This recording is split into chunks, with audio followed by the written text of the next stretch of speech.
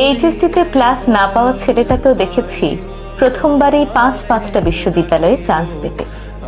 ক্যাডেটে chance পাওয়া মেয়েটাকেও দেখেছি মাদকাসক্ত ছেলের সঙ্গে সম্পর্কে জড়িয়ে নিজের ক্যারিয়ার নষ্ট করে দিতে। প্রথমবারই মেডিকেল কলেজে চান্স না পাওয়া মেয়েটাও আজ দেশ সেরা ডাক্তার। বিশ্ববিদ্যালয়ের সবচেয়ে কম সিজিপিএ নিয়ে বের হওয়া শিক্ষার্থীটাও আজ লাখ টাকা ইনকাম করছে সৎ পথে। বিশ্ববিদ্যালয়ে কাঁপানো সুন্দরী মেয়েটি তার আজও বিয়ে হয়নি, কারণ সে একটির পর একটি ছেলে পাল্টাচ্ছে বেটার অপশন খুঁজে পাওয়ার জন্য। বন্ধু মহলের সবচেয়ে বেশি হাসি তামাশা করা হতো যে বন্ধুকে নিয়ে, আজ তার সুন্দর একটি গোছানো সংসার হয়েছে। টিউশনি করিয়ে নিজের লেখাপড়ার খরচ চালানো সেই ছেলেটি আজ ব্যাংকার।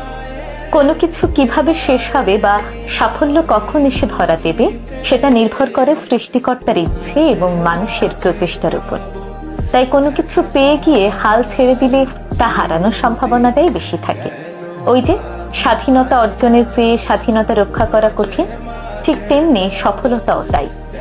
তাই নিজের জীবনের প্রতিটি ক্ষেত্রে প্রতিযোগিতা চালিয়ে যেতে হবে নিজের সাথে নিজেকে প্রতিজ্ঞাবদ্ধ হতে হবে সফলতার জন্য শেষ লড়াই